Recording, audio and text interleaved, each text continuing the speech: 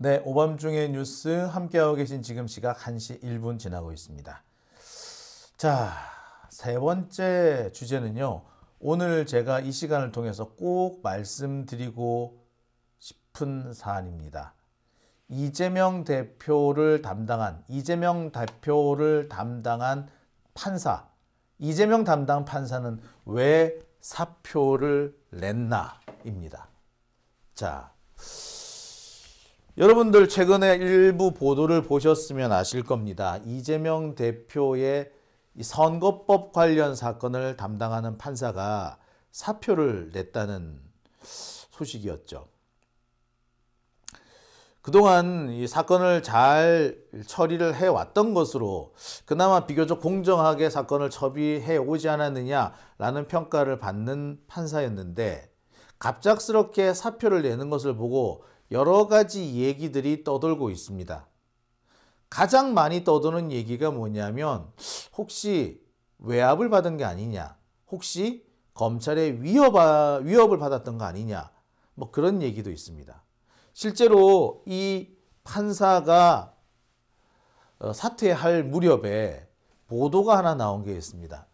제가 기억하기로 MBN인지 매일경제인지였는데 거기서 이렇게 보도가 났습니다. 정치 사건을 담당하는 판사는 늙는다고.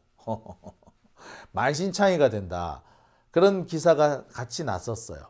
아마 그와 연관이 돼서 사퇴를 한 게 아니냐, 사표를 낸 게 아니냐, 뭐 그런 분석이 있었던 거죠. 그래서 제가 취재를 좀 해봤습니다. 과연 이재명 대표의 선거법 사건을 담당한 강규태 부장판사는 왜 갑자기 사표를 냈느냐는 겁니다.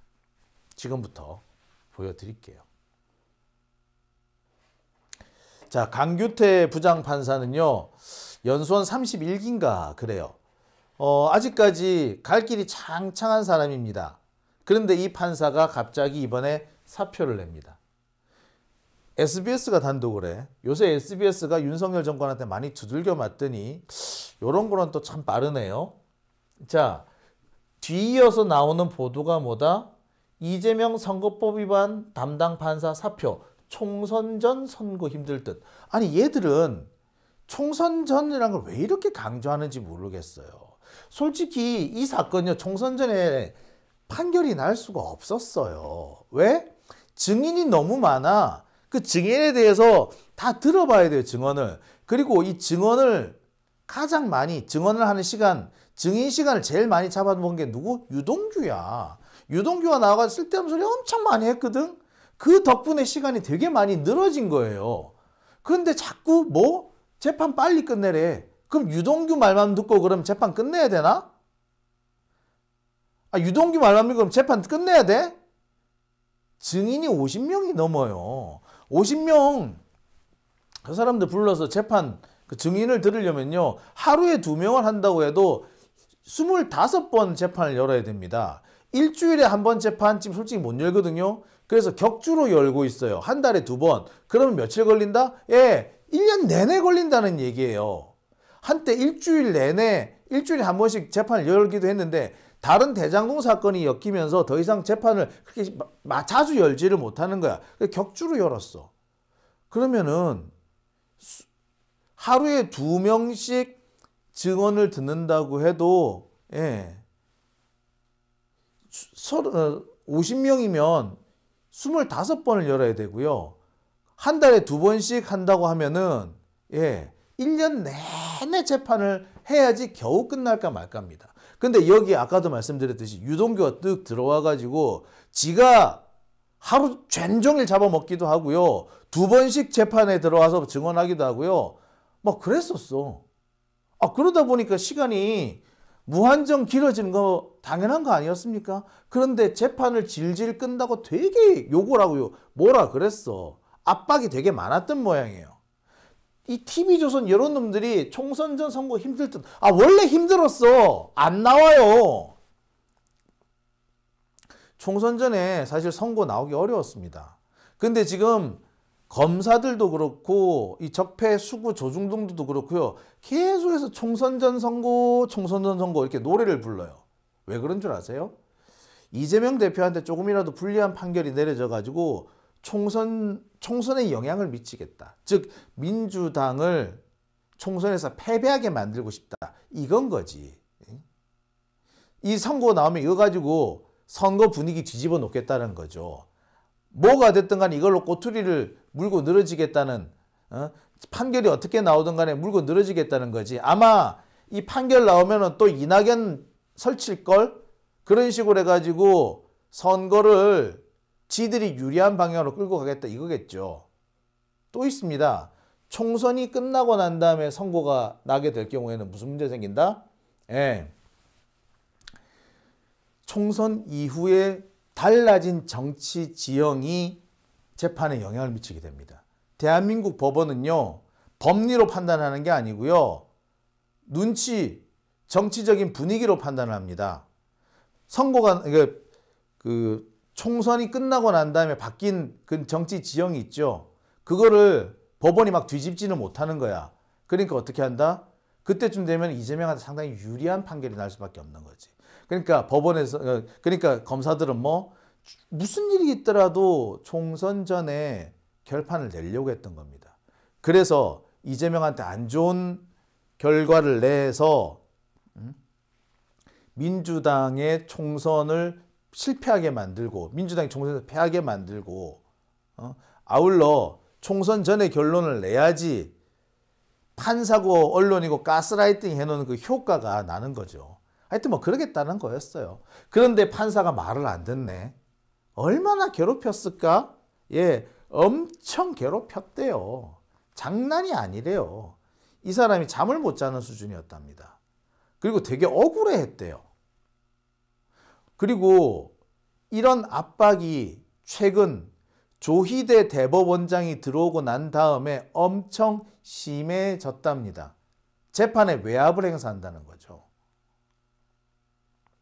그래서 못 견디고 사표를 낸 거라는 겁니다. 진짜냐고요? 자, 보여드릴게요. 자, 오늘 뉴시스 보도입니다. 사표 낸 판사, 이재명 재판을 지연했다고 내가 사또도 아니고 라는 보도 내용을 보시겠습니다. 이재명 대표의 공직선거법 위반 재판을 심리 중이던 서울중앙지법 강규태 부장판사가 출생지라는 하나의 단서로 재판을 느리게 진행한다고 비난해 억울하다는 입장을 전한 것으로 알려졌다. 자, 이 사람은 강규태 부장판사가 자기 동기들, 연수원 동기든 아니면 학교 동기든 이런 사람들한테 문자를 보낸 거야.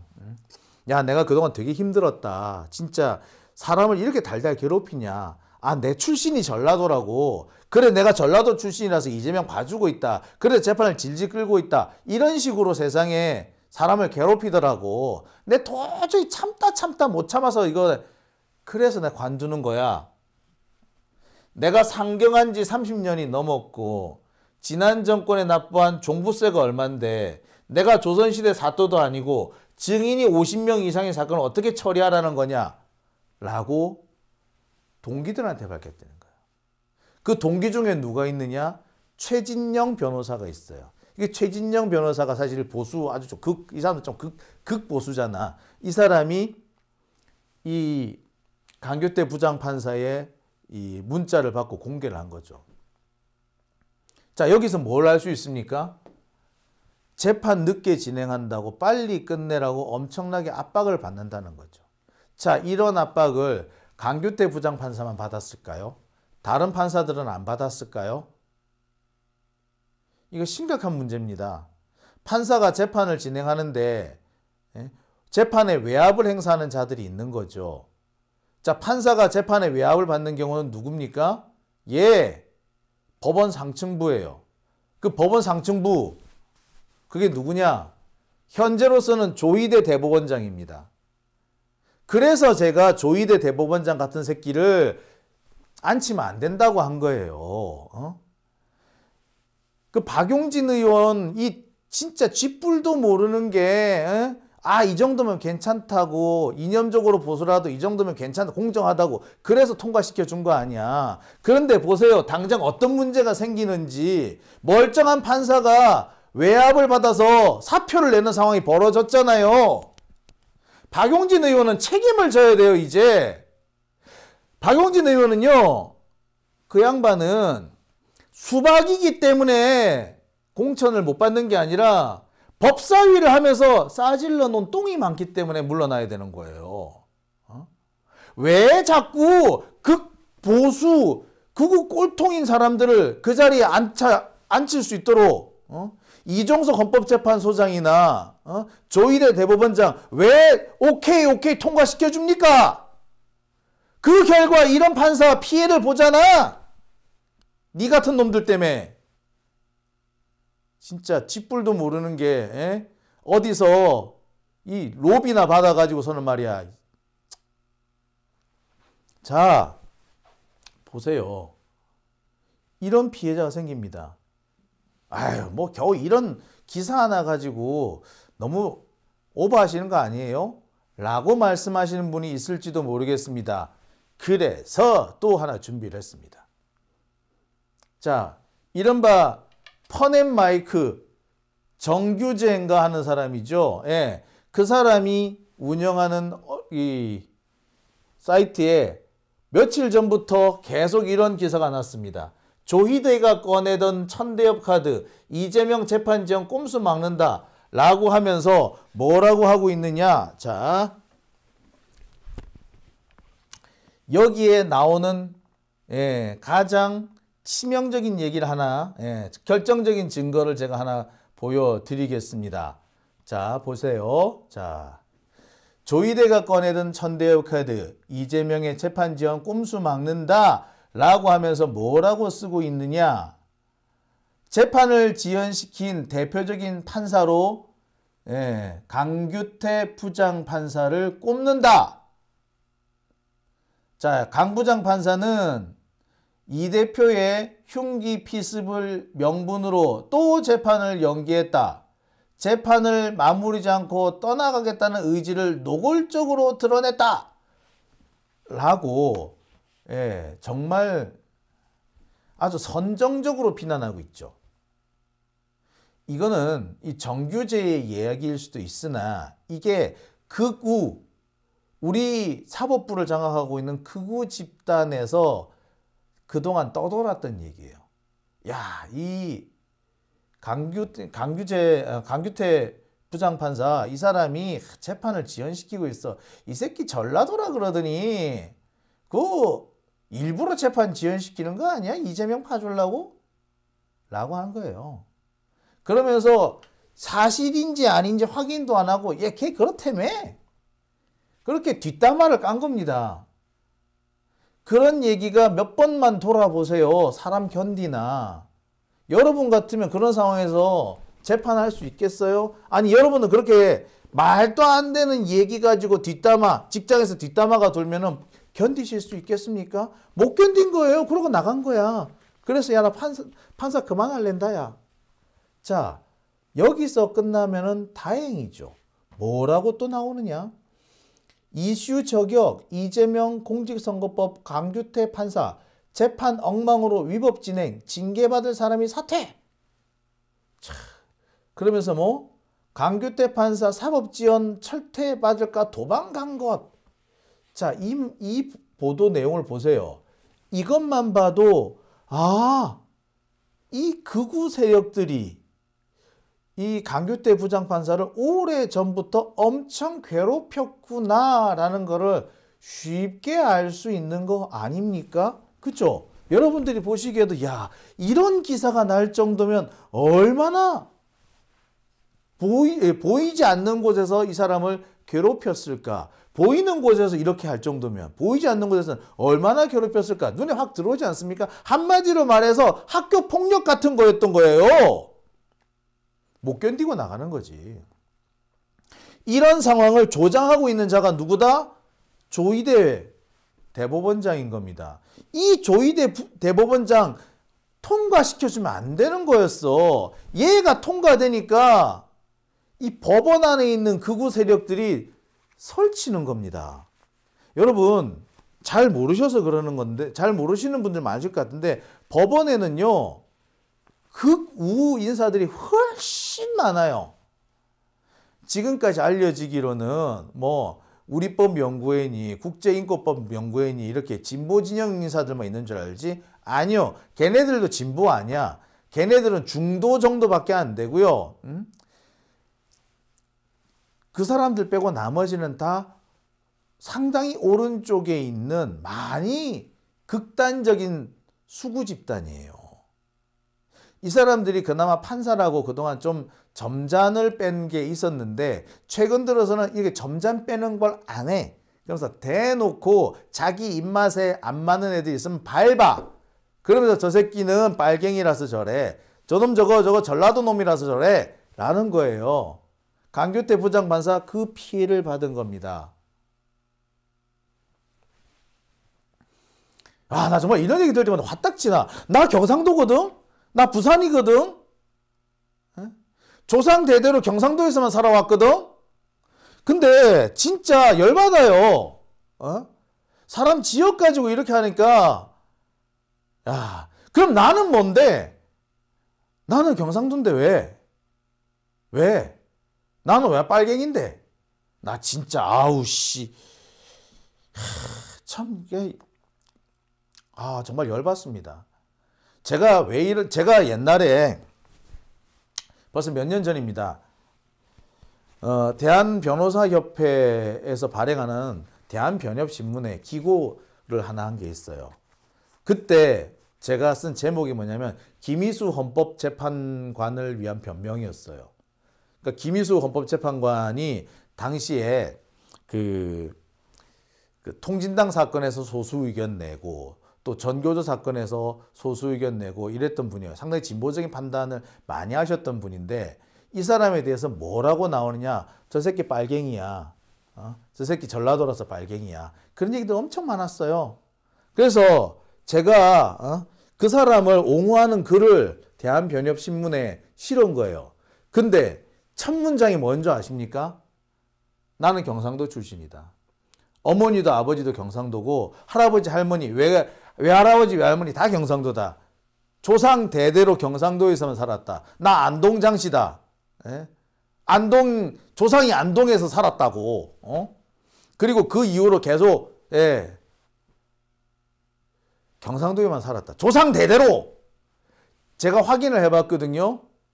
고려 말에 조상님 한 분이 조선이 딱 성립이 되니까 나 조선에서 벼슬 안 할란다.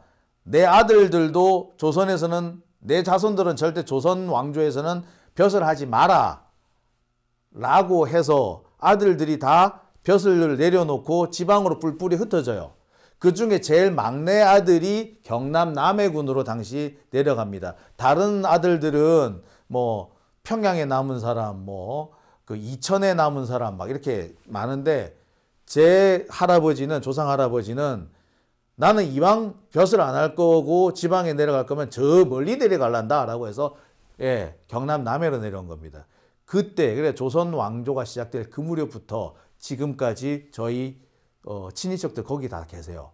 할아버지 거기 사시고 우리 아버지 거기 태어나셨고 저도 어릴 때 거기서 잠시 있었고요.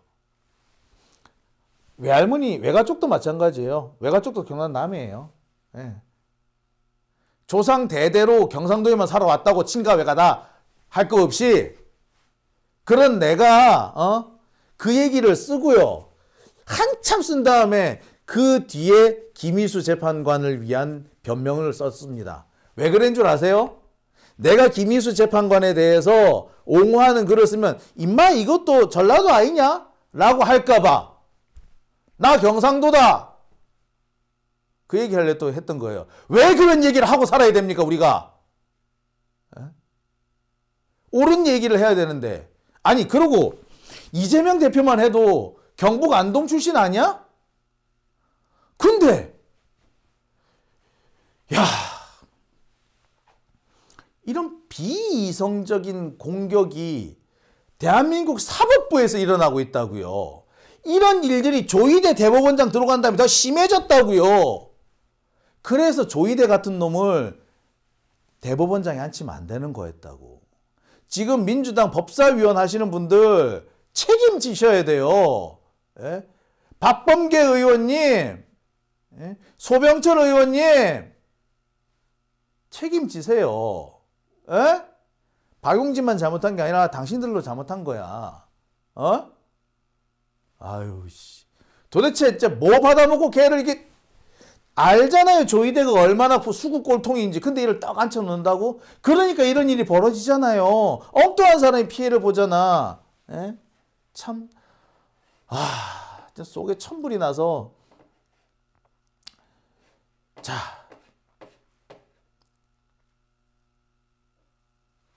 실제로 지금 제가 취재한 바로는 그렇습니다. 강규태 부장판사에 대해서 윗선의 압력이 계속 내려왔다는 거예요. 재판 빨리 하라고. 재판 빨리 하라고. 윗선의 압력이 있었다라고 합니다. 이 윗선이 누군지 좀 살펴봐야 되겠어요. 천대엽 대법관 얘기가 나오는 거 보면 이 윗선은 이 사람일 가능성이 매우 높죠. 의심을 안 할 수가 없습니다. 그리고 강규태 부장판사도 이제 고참이에요. 부장판사예요. 그런데 이런 사람이 압력을 받아서 판사직을 그만둘 정도면 상당히 높은 수준에서 내리 찍었다는 얘기죠. 그럼 뭐겠어? 자, 양승태 사법농단이 지금 재연되고 있는 겁니다.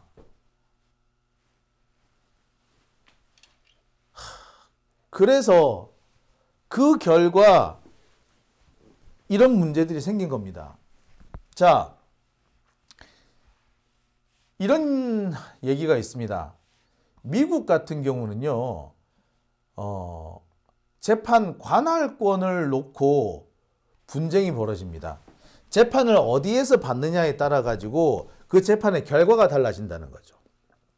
캘리포니아에서 받을 것이냐, 아니면 동부에 있는 어떤 주에서 받을 것이냐, 또는 텍사스 같은 뭐 이런 데서 받을 것이냐, 플로리다에서 받을 것이냐, 재판의 관할 지역에 따라 가지고 판결이 달라질 가능성이 있다는 거예요. 예컨대 이런 거죠. 가해자는 캘리포니아고 피해자는 저기 동부의 뭐 뉴욕주다. 그럼 이 재판관의 관할권을 누가 갖느냐? 요거 가지고 다툼이 있을 수 있어요. 자, 이런 뭐 재밌는 사례가 이런 거예요.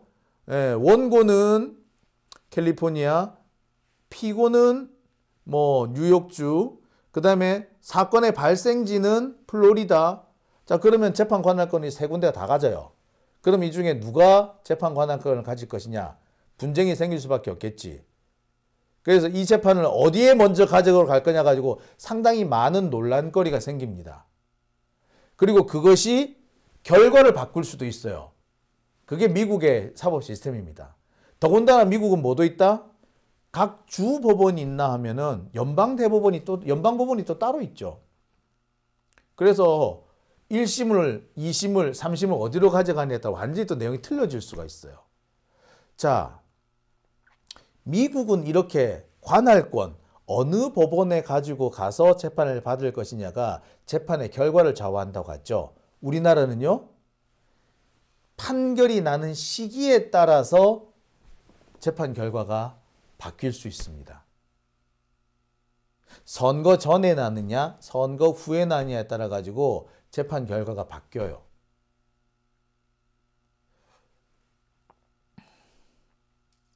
선거 전에 결과를 낸다는 것은 결국에 선거에 영향을 미쳐서 선거에 출마하는 어떤 사람을 유리하게 만들어주겠다는 의도가 들어있는 거기도 하고요.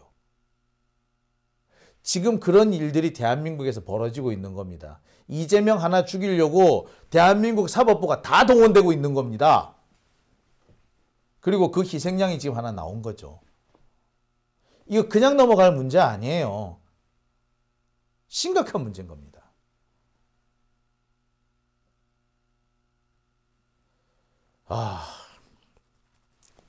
뭐 지금 이 얘기 나오니까 벌써 이경 부대변인 얘기 하시는 분이 계신데 보세요. 하필 그날 딱 1차 컷오프 하는 그날 맞춰가지고 선고를 낸다고? 야, 이거 너무 짜도 너무 이렇게 이렇게 선정적으로 참 짠다는 게 기가 막힐 정도 아닌가요? 저의 경우 얘기를 한번 들어볼까요? 제가 한동훈하고 재판하고 있는 거는 뭐 여러 번 말씀드렸을 겁니다. 근데 그 사건 원래 어떤 사건이냐? 2021년 4월달 사건입니다. 4월달. 그런데 보통 재판을 하면은 3번 정도만 하면 결론이 나거든요. 그래서 4월달 사건이면은 2021년 11월, 12월이면 끝났을 사건이에요. 근데 갑자기 12월이 되니까 재판을 한번 연기하더라고. 재판을 연기하더니 재판 마무리 지어 결심을 하겠다고 해놓고서 갑자기 재판을 한번 더 열겠대. 그래서 재판 한번 더 열어가지고 정해진 날짜가 마지막 결심 날짜가 언제인 줄 아세요? 2022년 3월 11일 선거 대선 치른 바로 다음 날. 이 뭐예요? 선거가 어찌 되는지 보고 결판내겠다는 거잖아. 나랑 한동훈이랑 싸우는데 일찌감치 판결 내려주면 사실상 말도 안 되는 사건이기 때문에 제가 이기는 것이 거의 확정적이었어요. 그래서 2021년 11월, 12월에 나왔으면 게임 끝나는 거였어요. 일찌감치. 근데 갑자기 그게 1월, 2월로 넘어가더니 3월까지 연기가 돼서 대선 이후에 결심하겠다? 그럼 대선 결과를 보고 재판된 결과 내리겠다는 거잖아요. 이런 황당한 짓거리를 지금 법원이 합니다. 무려 3년 전 12월에 끝났을 사건을 질질 끌어서 지금까지 끌고 오고 있는 겁니다. 그거 1심 하는 데만 그건 2년 가까이 걸렸어요. 그래 놓고 항소심은 6개월도 안 돼서 끝나대. 재판 딱 항소심은 딱 2번 열더라. 야, 이게 공정한 재판인가요? 근데 우리나라 사법부가 다 이 모양이야. 예. 여러분 제 것만 봐도 그렇죠. 야, 이거 시나리오가 딱 나와 있네. 결론이 정해져 있었네. 느낌 오시죠? 근데 저 같은 놈한테도 이러는데 다른 사람들한테는 오죽하겠습니까?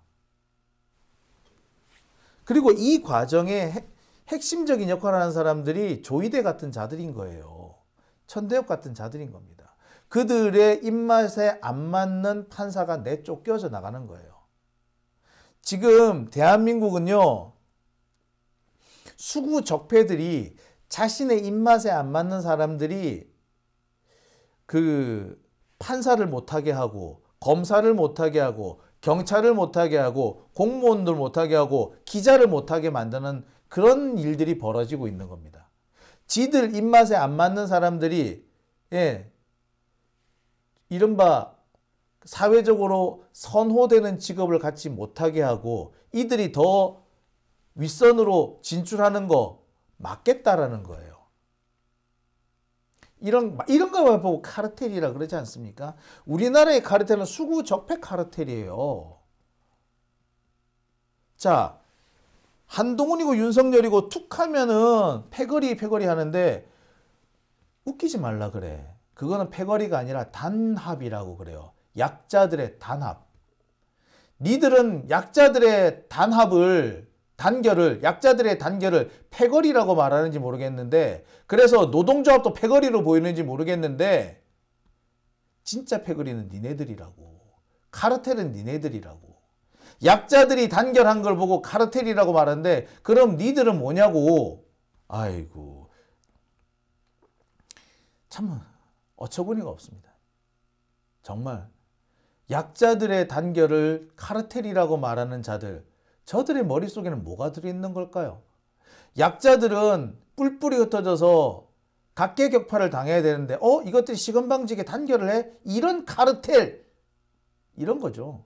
여러분, 노동조합이 제일 처음 생겼을 때 노동조합을 탄압하는 첫 번째 논리가 뭐였는 줄 아세요? 카르텔이라는 거예요. 담합이라는 말이었어요. 그게 200년 전에 나온 얘기거든요. 근데 지금 우리나라에서 한동훈이가 하고 있고 윤석열이 하고 있는 겁니다. 우리는 그런 데 속아서는 안 되는 거예요.